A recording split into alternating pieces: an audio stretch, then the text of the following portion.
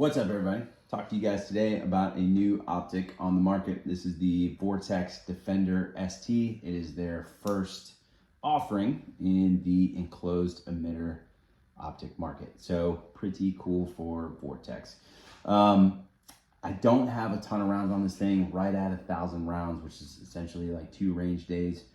And so I can't really speak to like durability and stuff yet, but I kind of want to talk about just like overall impressions and pretty much what everyone is going to be wondering, and that is the window size in comparison to the other enclosed emitters on the market, like the Acro and the HoloSun, Trigicons, etc. So I have a couple of those here that I want to compare them to side by side so you guys can get a visual. But overall impressions, it seems pretty nice, right? Like, we've got nice buttons on the side, we've got a solar panel on the top to extend the battery life. The buttons are on the right side of the optic, which is the left side, right? That is the correct side to put the, like if you're gonna put 2 buttons on an optic, they need to go on the left side. If they're on the right side, as a righty concealed carrying this thing, if I bend over and accidentally bump one of the buttons, it's gonna adjust the dot brightness, which I don't think is a good thing. So like with the brightness settings, I want to be able to set it, forget it, and not worry about it while I'm carrying it. So I think with these being on the left side, really, really good thing. Only criticism about the buttons is I wish they were probably like half the size. So for, again, the exact same reasons that I just mentioned, I just want to set the dot brightness and forget it and not worry about these things being bumped.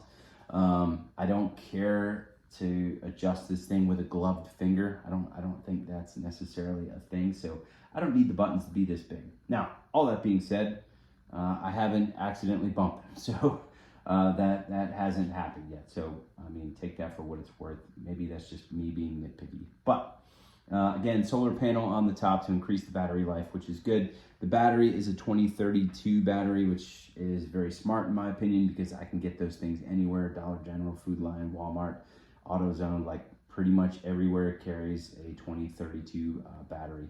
I really hate when optic companies, side note, like make it to where it's like they have this crazy wazoo battery, like the first Aimpoint Acros, the P1s, like that crazy battery that you had to go find. Super irritating to me. So like, just make it a 2032. I think that's smart. So 2032 battery.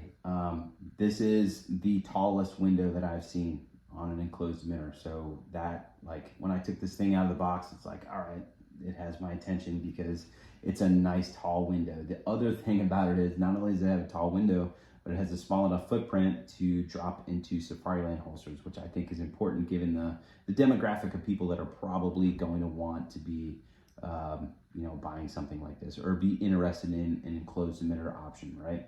The enclosed emitter is probably going to be going in some sort of Safariland RDS holster. So these fit in these Safariland RDS holsters, at least the ones that I currently have and have tried. They all plop in there. It plops into all of them. Also fits in the US duty gear holsters that I have as well. So that is cool. So nice tall window, but still fits in, you know, duty holsters. Pretty freaking cool. Let's get into what basically everyone is going to be wondering, right? So footprint size, window size, and the body around the window. That's like 3 things that I think about in regards to pistol optics. So here's the Acro P2, Aimpoint Acro P2, and you can see here it's the Aimpoint Acro has a lot bigger footprint. It's also going to have a lot smaller window and a lot more body around the window itself. Now, I know people go like, oh, it has a thicker body because it's more durable. Like, no, it is not.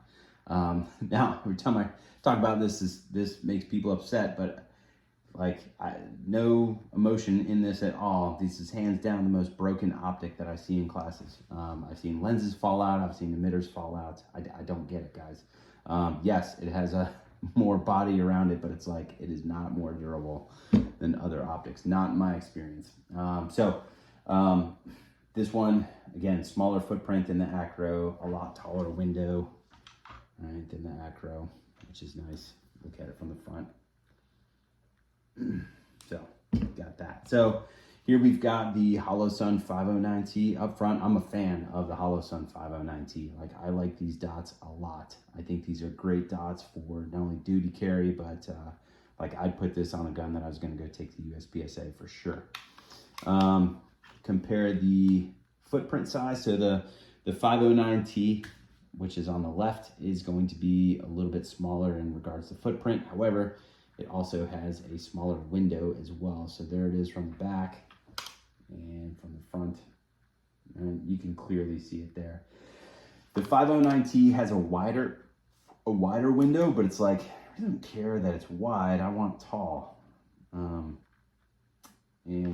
Yeah, like the Defender ST does have a taller window than the 509T.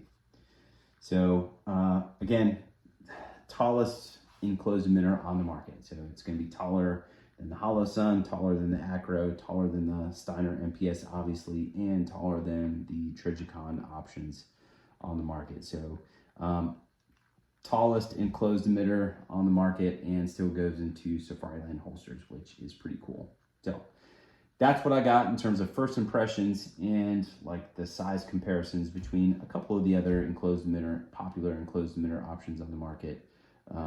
If you've got any comments, questions, drop them below. I'll be happy to answer them for you.